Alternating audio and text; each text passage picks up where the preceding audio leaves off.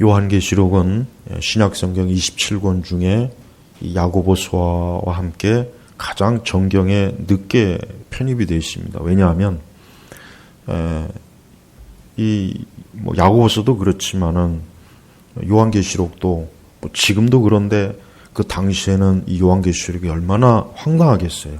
그래서 과연 요한계시록이 이게 과연 영감된 말씀일 수 있겠느냐 해서 초대교회는 논쟁이 많았습니다. 그러나 결국은 성령께서는 이 말씀이 영감된 하나님의 말씀이기 때문에 교회가 결국 이 말씀을 받아들일 수 있도록 하나님께서 역사하셨습니다. 그래서 1장 1절에도 바로 나오죠. 예수 그리스도의 계시다. 예수 그리스도의 계시다. 그러니까 우리가 알아야 될 것은 요한계시록은 절대적으로 이것은 어떤 인간의 창작품이나 우리가 알다시피 신구약, 그러니까 구약과 신약 사이에 400년 동안 굉장히 많은 묵시문학이 있었어요. 그걸 외경이라고 하고 또 위경이라고도 해요. 또 나중에 이제 신약 성경 이후에도 아주 그 성경 비슷한 것들을 익명의 저자들이 많이 썼습니다. 그래서 로마 카톨릭은 외경을 집어넣어 있잖아요. 일곱 권인가 더 집어넣었기 때문에 우리보다 그건 성경도 아닌데 걔들이 그냥 지들 멋대로 집어넣은 거예요. 근데 알다시피 중세시대 때 성경을 인쇄할 때 킹제임스도 외경을 집어넣습니다. 이제 아무래도 성경을 보는 연구 차원에서 집어넣겠지만 우리는 신약은 27권이 하나님의 계시의 종결이라는 것을 절대적으로 우리가 알아야 돼요. 그래서 교회는 오랜 기도와 또 말씀을 보면서 이 계시록도 성령께서 영감으로 교회에 주신 말씀이라는 것을 받아들인 거예요. 그래서 이 계시록도 좀 늦었지만 27권에 들어가게 된 것입니다. 그래서 우리는 이 요한계시록 전체가 예수님의, 오늘 분명히 말씀하셨습니다. 예수 그리스도의 계시다. 사람이 임의로 쓴 게 아니에요. 묵신문학처럼 막 사람들이 상상력을 발휘하고 전설을 참조하고 막 5만 가지의 꿈과 환상을 집어넣은 그런 환상문학이 아닙니다. 이 요한계시록은 명백한 예수님의 계시의 말씀이에요. 그래서 우리는 이 성경 요한계시록 전체를 이것은 하나님께서 하신 말씀이지 절대로 인간이 꾸며낸 무슨 톨킨이 쓴 무슨 반지의 제왕이나 무슨 다른 나니아 연대기나 이런 거하고는 전혀 다르다는 것을 반드시 알아야 돼요. 제가 왜 이런 얘기를 하냐면 자꾸 요한계시록을 그런 이상한 환상문학 다루듯이 다루니까 그러는 거예요. 우리가 요한계시록에 보면은 마지막에 정치적 경제적 상황이 있고 적그리스도의 활동이 있고 아마겟돈 전쟁 진승의 표, 그다음에 천년왕국 최후의 심판, 천국의 입성, 굉장히 중요한 주제들이 많은데 우리는 이러한 것들을 대단히 신중하고 말씀을 근거로 해서 해석하고 적용을 해야지 이거를 마지막 때 무슨 혼란 그 마지막 종말론자들, 마지막 사이비 종말론자들 많잖아요.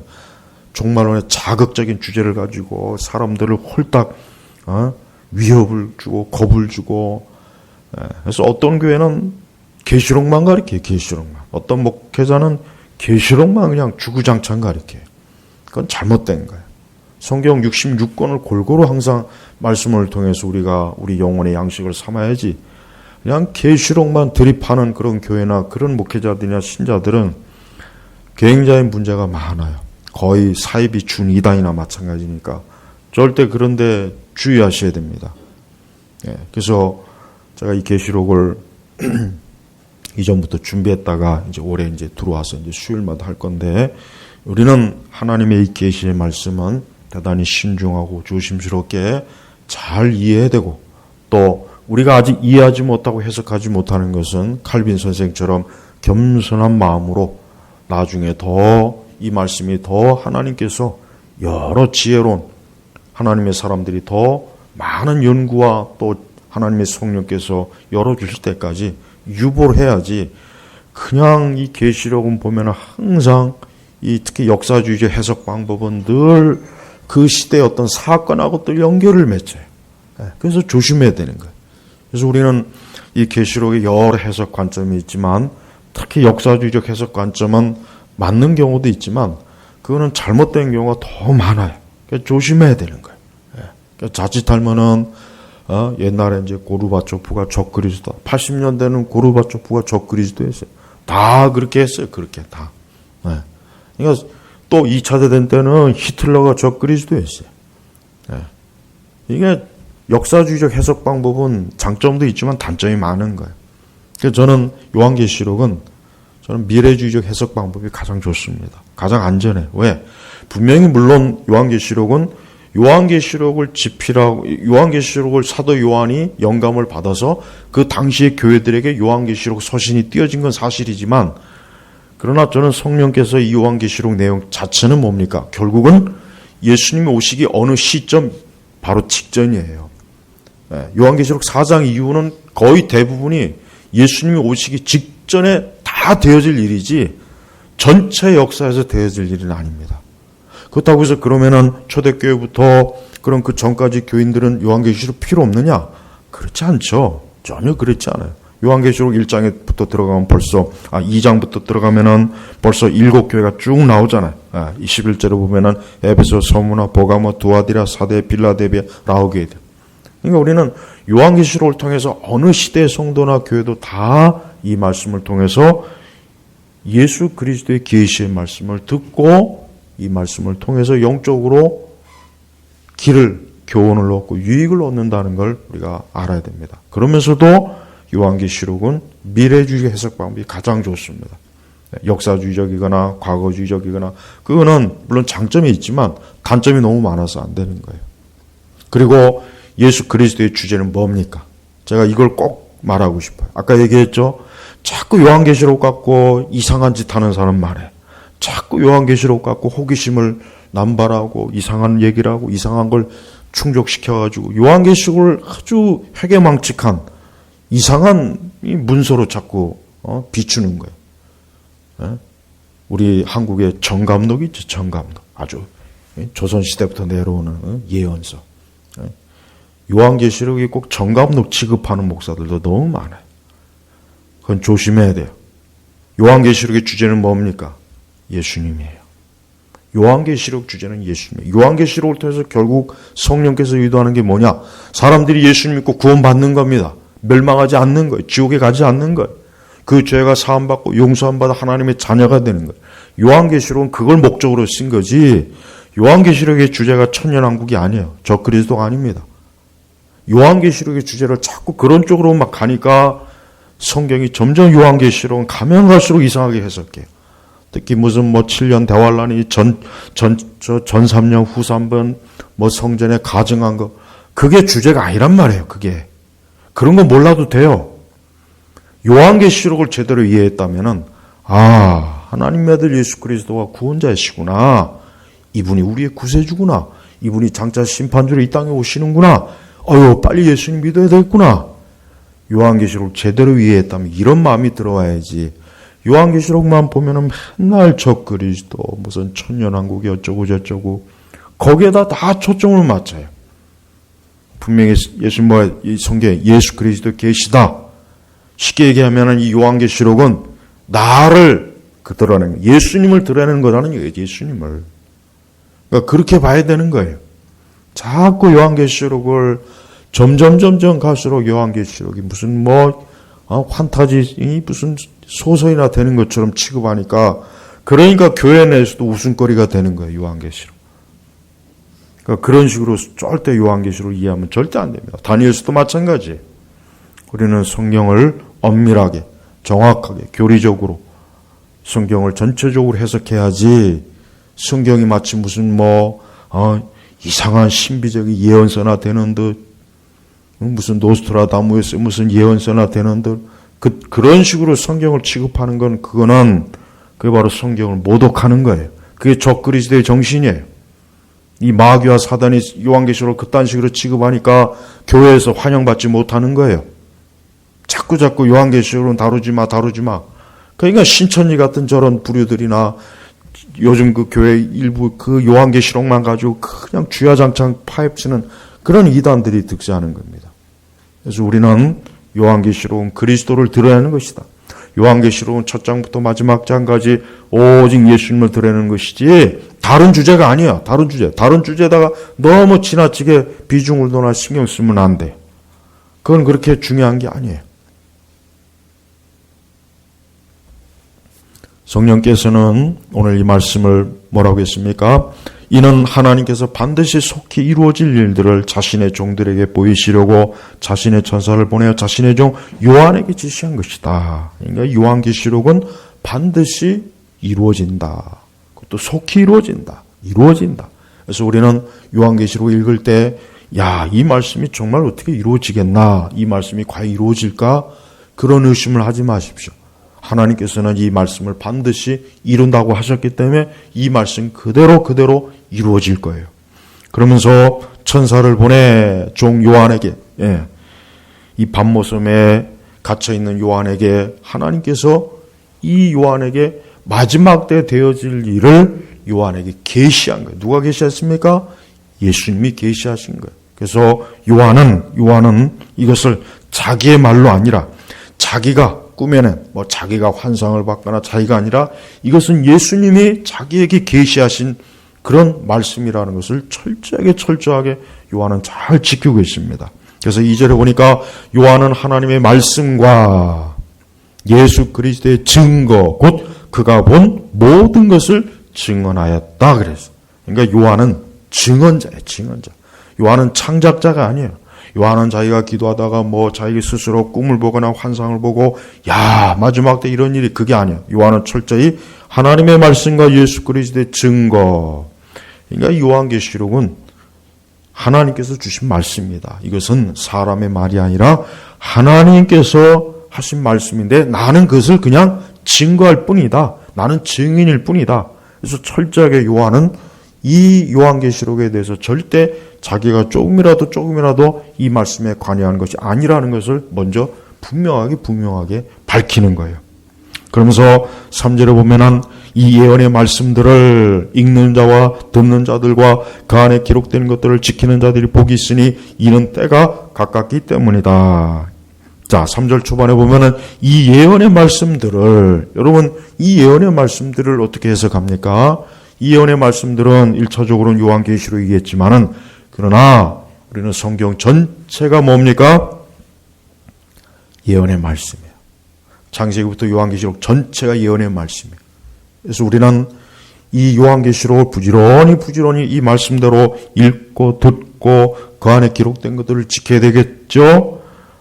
역시 우리는 성경 나머지 다른 성경들도 역시 뭡니까? 이 말씀 그대로 어때요? 말씀을 읽고 듣고 지키는 것. 그런 신앙의 가장 중요한 말씀 중심의 신앙으로 우리가 나아가야 됩니다. 그런데 요한계시록에는 7가지의 복이 있어요. 저는 오늘 이 7가지 복을 주제로 일단 서론을 시작하려고 해요. 우선 첫째로 오늘 3절의 말씀처럼 이 예언의 말씀들을 읽는 자와 듣는 자들과 그 안에 기록된 것들을 지키는 자들이 복이 있으니. 자, 누가 복이 있습니까? 말씀을 가까이 하는 자가 복이 있다는 거예요. 이건 시편 1편에 나오는 것과 똑같죠? 복 있는 사람이 누굽니까? 그 말씀을 주야로 묵상하는 자라고 했잖아요. 그렇죠? 복 있는 자예요. 우리 성도 여러분 복 받기를 원하죠? 누구나 다 연초가 되면 누구나 인간은 본성적으로 복이 주어지길 원하는 거예요. 복을 싫어하는 사람 한 사람도 없어요. 단 한 사람도 없습니다. 그런데 사람들은 복을 생각하면은 당장 물질을 들어오고 집을 사고 땅을 사고 자기가 하는 게 잘 되는 게 복인 줄 알아요. 그런데 성경은 그걸 얘기하지 않았습니다. 성경은 뭡니까? 말씀을 읽는 자와 하나님의 말씀, 성경의 말씀이 읽는 것과 듣는 자들과 오늘 우리는 성경 말씀을 읽고 듣고 있어요. 우리는 3가지 중에 2가지를 지금 하고 있습니다. 그런데 또 하나 뭡니까? 그 안에 기록된 것들을 지키는 자들이 복이 있으니 대부분의 많은 성도들이 말씀을 읽고 듣기는 하지만 지키는 면에 있어서 얼마나 많은 문제가 있습니까? 또 말씀을 읽는 데에서도 많은 문제가 있어요. 잘 안 읽죠. 듣기는 해요. 듣기는 해요. 근데 그 말씀조차도 성경적인 말씀이면 좋은데 그렇지 않은 경우가 많아서 그러니까 어떻게 보면 우리 시대는 어때요? 우리 시대는 말씀을 읽고 듣는 거 지키는 데 있어서 무너졌다고 보면 됩니다. 이건 굉장히 중요한 문제예요. 그래서 교회는 성도들에게 말씀을 읽고 듣게 하고 지키게 하는 일에 교회가 가장 먼저 열심을 내야 돼요. 그게 최우선이에요.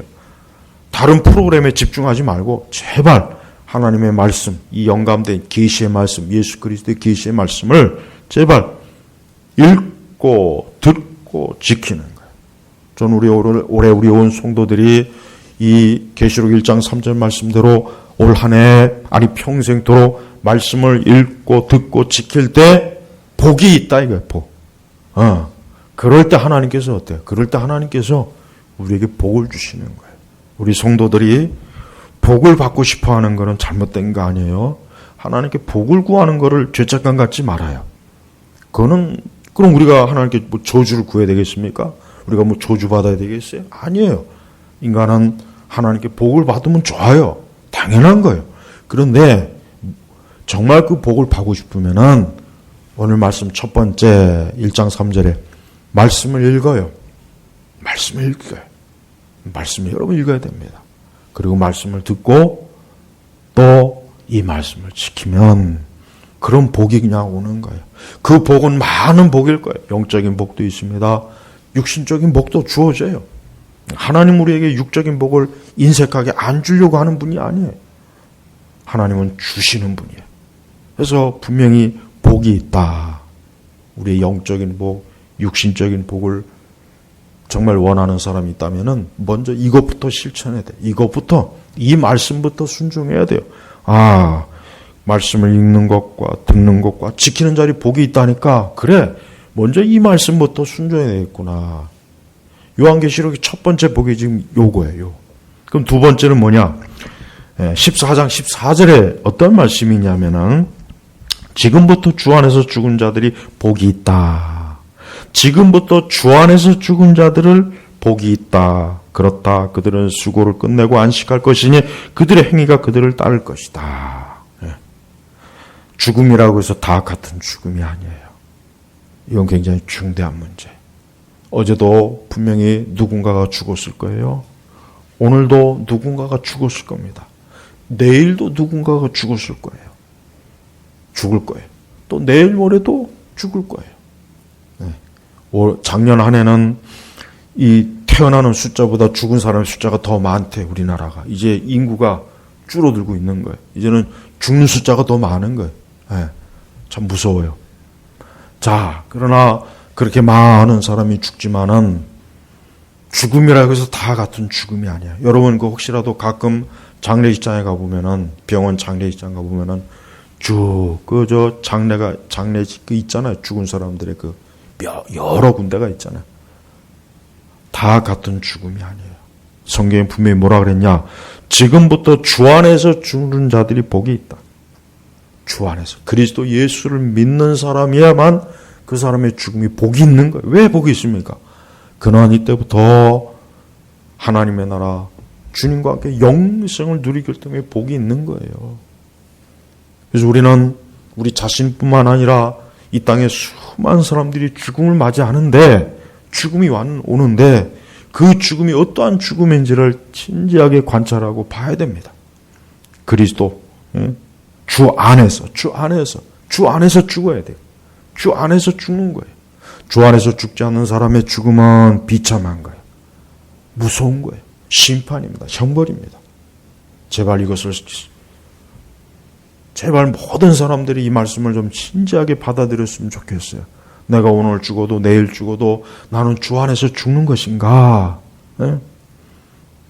그들은 수고를 끝내고 안식할 것이니. 안식. 우리 성도 여러분, 어쩔 수 없어요. 우리 성도들도 이 땅에서는 많은 수고와 어려움이 있고 많은 환난도 있고 고난도 있고 고생이 있어요. 우리라고 그걸 피할 수가 없는 거예요. 그런데 우리 성도들에게는 안식이 있어요. 어떤 안식인가? 영원한 안식이에요. 난 참된 그리스도인이라면은 어느 누구를 막론하고 어떠한 상황이든지 간에 그는 영원한 안식을 항상 갈망한다고 여깁니다. 영원한 안식. 영원한 안식을 맞이하고 싶다. 리차드 백스터의 성도의 영원한 안식이란 책이 있죠. 그래요. 성도는 영원한 안식을 항상 갈망해요. 우리의 삶이 날마다 얼마나 무겁습니까? 얼마나 많은 문제들이 있고 어려움도 있고 환난도 있고 고생도 있어요. 그러니 당연히 어때요? 안식을 갈망하죠. 어떤 안식입니까? 주님 안에서 안식하는 것. 영원한 안식, 하나님 나라에서 안식이에요. 천국에서 안식이에요. 그게 우리의 소망이에요. 그래서 그와 같은 복을 누가 받느냐? 주 안에서 죽은 자들만 받는 거예요. 이 땅에서 예수님 믿고 죽음을 맞이하는, 임종을 맞이하는 사람은 복이 있어요. 그 사람은 복이 있는 거예요. 그래서 우리 성도들은 장례식장에서 예수님을 믿는 성도들의 장례식은 우울함이 아닙니다. 어둠이 아니에요. 검은 게 아니에요. 우리는 기쁨이에요. 야, 이제 안식을 누리는구나. 야, 이제 영원한 안식을 누리겠구나. 참 얼마나 이제 편안하게. 하지만 예수님 안 믿고 죽은 자들은 안식이 아닙니다. 그들은 영원한 고통이에요. 영원한 형벌이에요. 영원한 저주입니다. 이건 무서운 거예요. 이걸 우리 그리스도인들부터 제발 좀 중대하게 여겨야 됩니다. 우리가 그리스도 안에서 죽지 않는 그 인생들을 볼 때 얼마나 안타깝습니까? 얼마나 이게 큰 문제입니까? 우리 성도들은 이 땅에서 많은 일들을 크다 작다 생각하지 마시고 인간은 태어나서 죽는 문제가 가장 중요한 문제라는 걸 알아야 돼요. 사람은 죽는 문제가 가장 중요한 거예요. 궁극적으로 보십시오. 사람이 인생이 어떻게 끝납니까? 죽음으로 끝나잖아요. 누구를 막론하고 죽음으로 끝나요. 왕도 귀족도 거지도 다 죽음으로 끝나요. 돈이 많은 사람들은 죽습니다. 돈이 없는 가난한 자도 죽습니다. 많이 배운 사람도 죽습니다. 배우지 못한 사람도 죽습니다. 어린아이도 죽습니다. 노인도 죽습니다. 젊은 청년도 죽습니다. 결국 죽음이 얼마나 큰 문제인지를 알아야 되는 거예요. 과거 사람들은 죽음을 큰 문제로 알았는데 이 현대 문화는 죽음을 아주 대수롭지 않게 마치 죽음이 별거 아닌 것처럼 자꾸 그렇게 비춰지니까 죽음이 무서운 줄을 모르는 것 같아요. 보면 죽는 게 무서운 줄 모르는 것 같아요. 죽을 때서야 할래나? 그 죽을 때 가서야 죽음이 닥치면은 그게 얼마나 무서운 건지 한번 짐작해 보세요. 근데 우리 성도들은 주 안에서 죽기 때문에 언제 우리가 죽음이 와도 우리는 복이 있는 거예요. 복이 있는 거예요. 오죽하면은 태어난 날보다 죽는 날이 복이 있다 그랬어요. 우리 성도들은 죽는 게 복이 있어요. 하나님께서는 성도의 죽음을 귀하게 여긴다 그랬어요. 시편에. 왜? 복 있는 거니까 그래요. 그러니까 성도의 인생과는 다릅니다. 이 세상은 죽음이 두려우니까 자꾸 죽음을 지우려고 하죠. 죽음을 안 보이게 하려고 하죠. 죽음을 자꾸 멀리다 하죠. 화장터를 저 골짜기에다 만들고 무덤을 저쪽에다 만들고 그런다고 해서 죽음이 안 옵니까? 다 거기로 가게 돼 있는 거예요. 우리 성도들은 죽음을 두려워하지 마십시오. 나는 그리스도 예수 안에 있는 사람이니까 나는 오히려 복 있는 사람이다. 오히려 그렇게 진짜 그렇게 여겨야 됩니다. 그렇게 여기지 않는다면 그 사람이 복음을 믿는다고 할 수가 없어요. 네. 또한 16장 15절입니다. 거기에서 세 번째 복이 있습니다. 보아라, 내가 도둑같이 올 것이니 누구든지 깨어서 자기의 옷을 지켜 벌거벗은 채 다니지 않고 자기의 부끄러움을 보이지 않는 자가 복이 있다. 네. 보아라, 내가 도둑같이 올 것이니 누구든지 깨어서. 깨어있다는 말은 뭡니까? 이 사람은 영적으로 깨어있는 거예요. 기도로 깨어있는 거예요. 예배로 깨어있는 겁니다. 이 사람은 자기 영혼을 중심으로 인생을 살겠기 때문에 깨어있는 겁니다. 깨어서 자기 옷을 지켜 벌거벗은 채 다니지 않고 자기의 부끄러움 보이지 않는 자가 복이 있다. 보아라, 내가 도둑같이 올 거다. 어느 날 갑자기 주님이 오셔요. 그런데 믿지 않는 사람에게 한 말씀이 아닙니다. 믿지 않는 사람은 도둑같이 오든 뭐든 그 사람들은 어차피 망하는 거예요. 멸망이에요. 근데 이 말씀만큼은 누구든지 깨어서 자기의 부끄러움을 보이지 않아야 되는 거예요. 그래서 우리 성도들은 항상 정말 깨어 있어야 됩니다. 깨어 있어야 돼요. 어떠한 일이 있어도 깨어 있어야 돼요. 세상이 어때도 깨어 있어야 됩니다. 어떠한 일이 있어도 우리 주님이 오실 그때를 준비하는 지혜로운 처녀와 같아야 돼요. 늘 기름 준비를 해서 신랑이 어느 때 오든 그 신랑을 맞이하는 그 지혜로운 처녀들 같이 깨어 있어야 되는 거예요. 근데 잠을 자고 있거나 그만 영적으로 그가 어리석게 미련한 그런 상황에 처해 있으면 주님 오실 때 부끄러움을 당하는 거예요. 부끄러움을 당하는 거예요. 수치죠, 수치. 누구든지 깨어서 자기 옷을 지켜 벌거벗은 채 다니지 않고 자기 옷을 지킨다는 건 뭐냐? 이건 거룩한 흰 예복을 얘기하는 거예요. 구원받은 자. 그러니까 이 말씀은 16장 15절은 확실히 뭡니까? 영적으로 하나님 앞에 온전치 못하고 중생하고 거듭나긴 했는데 그런데 그만 어때요? 그만 하나님 앞에서 온전하지 못한 실족하고 시험에 들고 죄짓고 방탕한 자꾸 그쪽으로 치우친 사람들을 지칭하는 거예요. 그러니까 말씀에서 경고를 주는 그렇게 하지 말아라. 너 그러다가 주님 맞이하면 어떻게 할 거냐? 얼마나 부끄럽겠냐? 우리가 이렇게 예배드리고 기도할 때 주님이 오실 때면 얼마나 좋겠어요. 그런데 우리가 죄 지을 때 주님이 오신다면 사실 부끄러운 거예요. 그렇지 않습니까? 그러니까 성도는 밤이나 낮이나 자기 옷을 잘 지켜야 돼요. 내 구원받은 흰 예복을 잘 지킬 줄 알아야 돼요. 그것은 뭘 얘기하는 겁니까? 항상 기도하고 있어야 됩니다. 말씀에 깨어 있어야 됩니다. 늘 하나님 앞에 이틀이는 자기 영혼을 위해서 예배를 드려야 되는 겁니다. 그게 깨어 있는 거예요. 네 번째는 19장 9절입니다. 어린 양의 혼인잔치에 초대받은 자들은 복이 있다. 예, 그렇죠. 복이 있죠. 어린 양의 혼인잔치에 초대받은 자는 복이 있다. 이 혼인잔치가 뭐예요?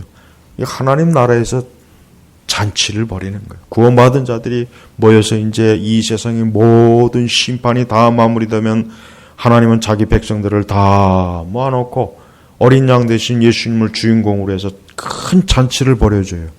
계시록에도 나와요. 그래서 어린 양의 혼인잔치다 그래요. 어린 양의 혼인잔치.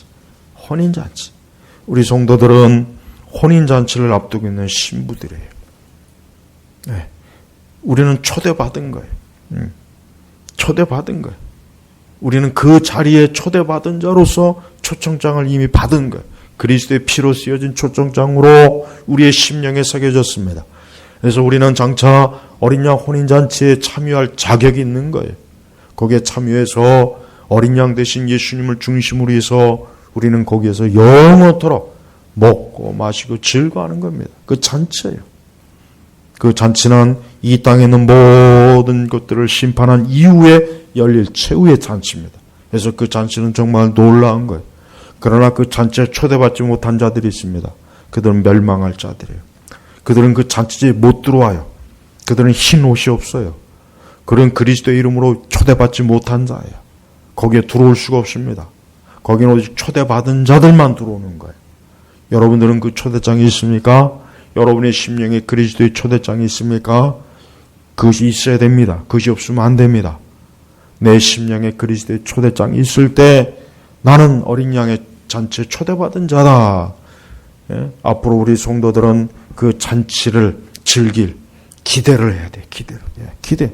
우리가 만약에 어디에 무슨 파티에 초청을 받았어요. 초대장이 왔어요. 그러면 그 초대장에 날짜가 있을 거예요.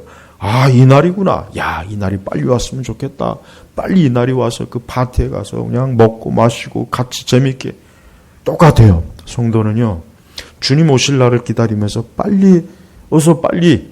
그래서 우리 성도들은 절대 종말을 두려워하면 안 돼요. 두려워하지 마십시오.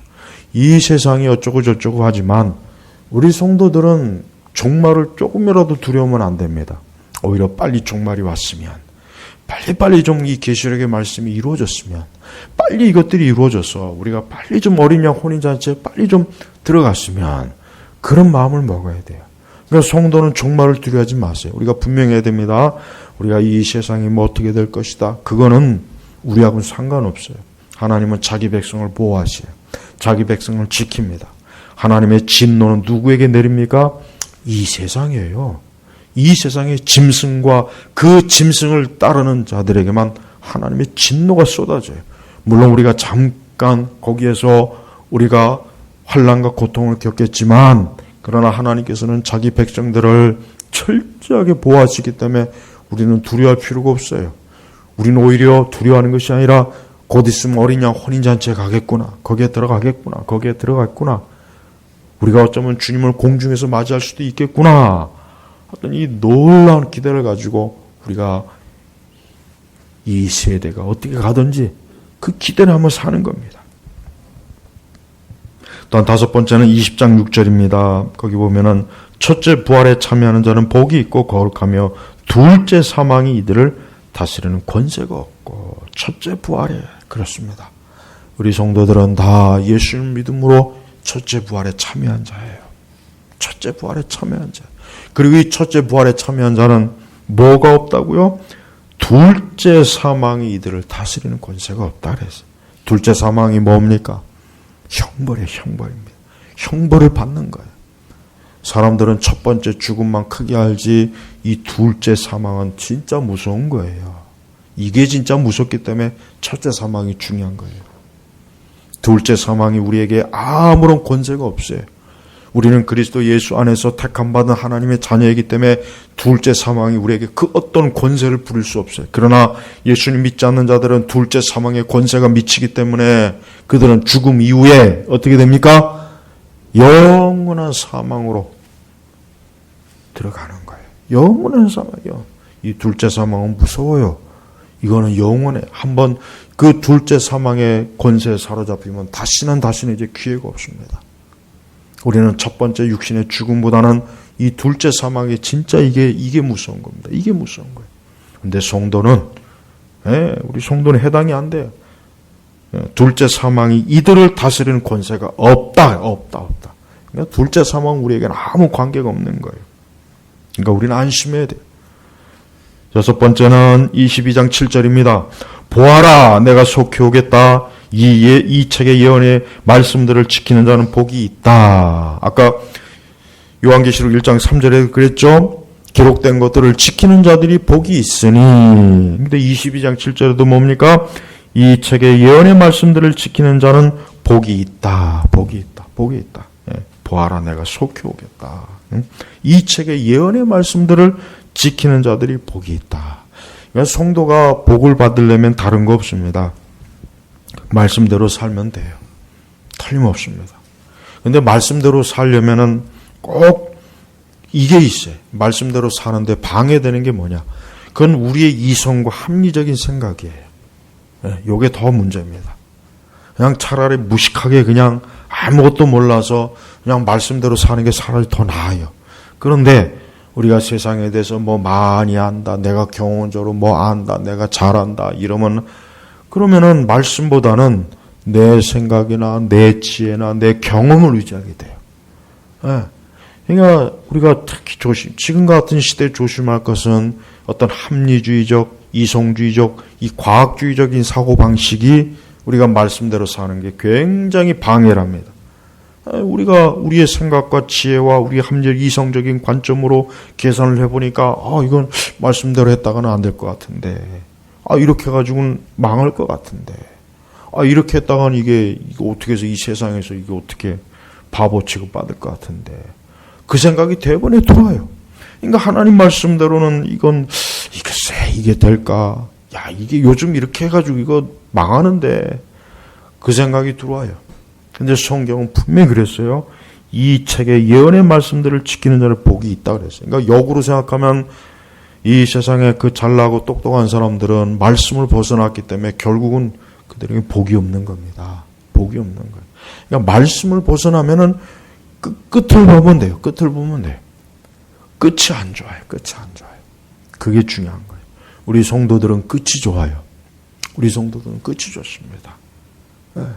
그러나 말씀대로 살지 않으면 끝이 안 좋습니다. 결국 끝이 안 좋게 돼 있어요. 그래서 우리가 어떤 일이 있어도 항상 말씀 따라 가야 돼요.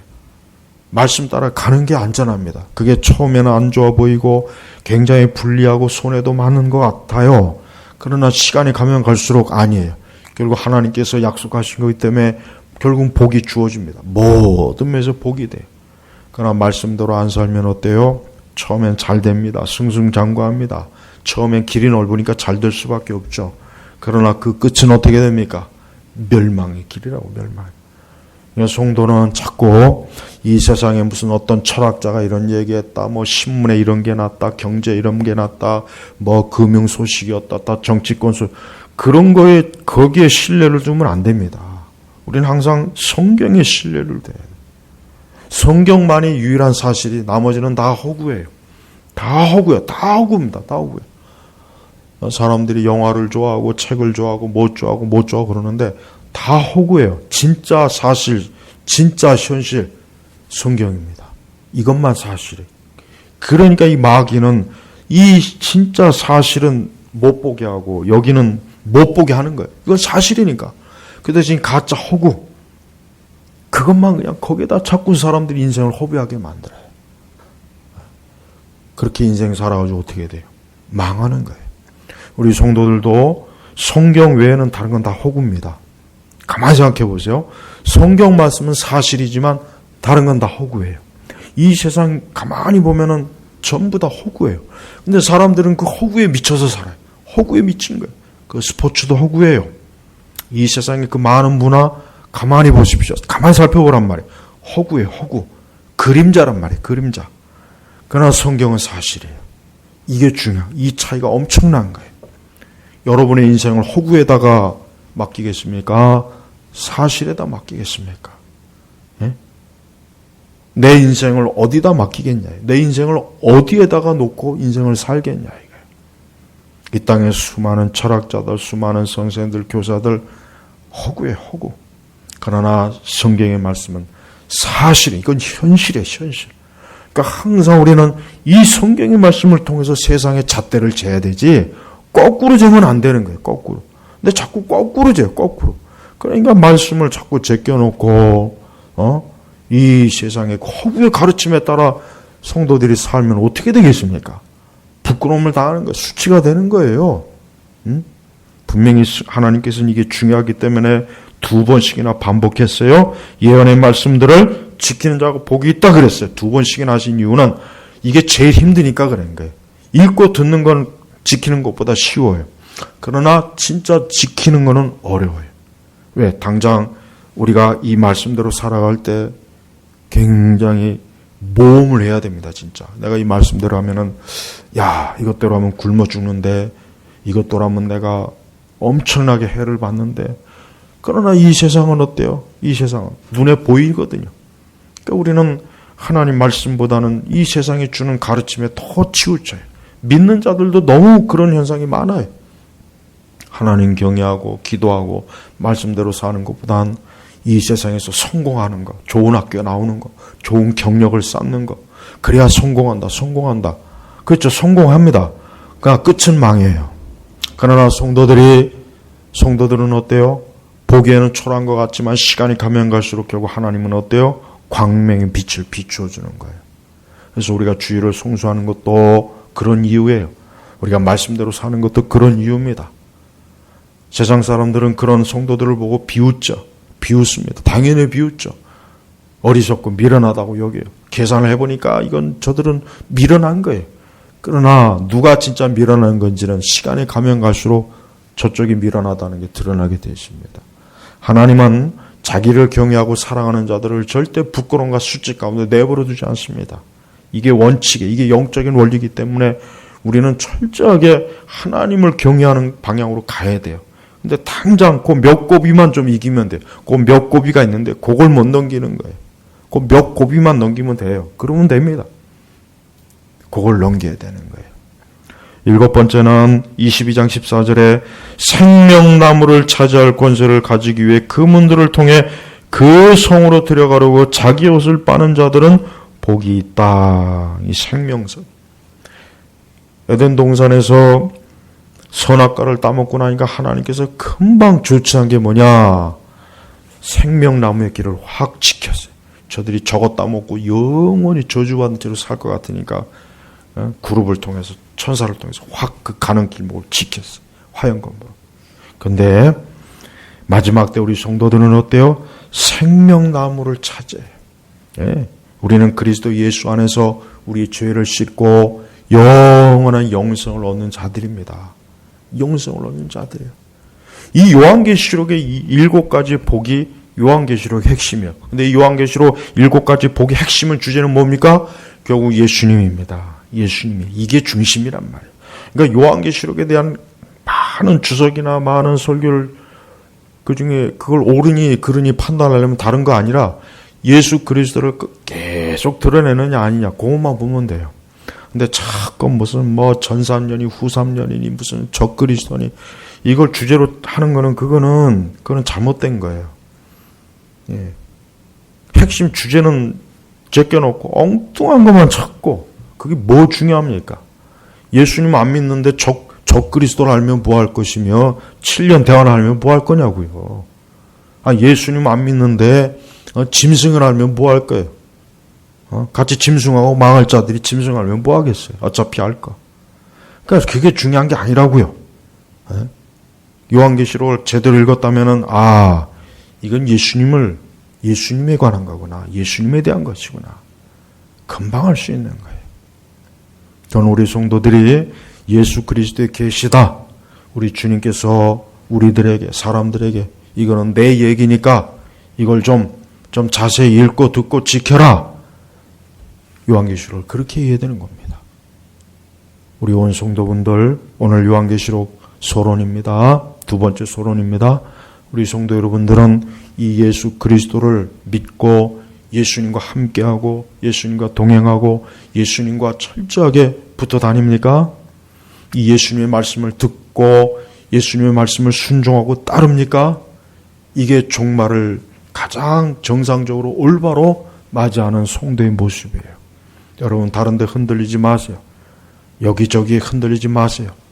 마음이 흔들리지 마시고 두려워할 필요 없어요. 우리가 그리스도 예수 안에 있는 한 우리가 생명나무에 차지할 권세는 이미 우리에게 주어진 거란 말이에요. 우리 모든 성도들이 오늘 이 시간도 이 예수 그리스도 이분을 믿고 이분 안에 거한다면 여러분들에게 복 있는 자요. 영생이 주어진 자요. 하늘나라 혼인잔치에 참여할 자요. 하나님 나라를 유업으로 받을 자이기 때문에 가장 축복된 자요. 그러나 그리스도가 없는 자는 이 세상의 모든 걸 다 얻었다 해도 그 사람은 결국은 부끄러움을 당할 자입니다. 여러분 그런 부끄러움 당하지 마시고 그리스도 예수 안에서 오늘도 살아가시는 믿음으로 주님과 함께하는 어린 양의 신부가 되길 주의 이름으로 축복합니다. 기도하겠습니다. 하나님 아버지 감사합니다. 오늘 이 시간에도 우리 요한계시록의 말씀, 우리 주 예수 그리스도의 이 계시의 말씀을 오늘도 이 말씀을 통해서 들었습니다. 올 한 해 우리 온 성도들이 이 예수님의 가르침, 이 성경의 말씀을 읽고 듣고 지키는 자들이 되어서 그 삶과 인생과 현세와 내세에서 영원한 복락으로 살아가는 참으로 축복된 인생들이 다 되게 하여 주옵소서. 예수님의 이름으로 기도 올렸습니다. 아멘.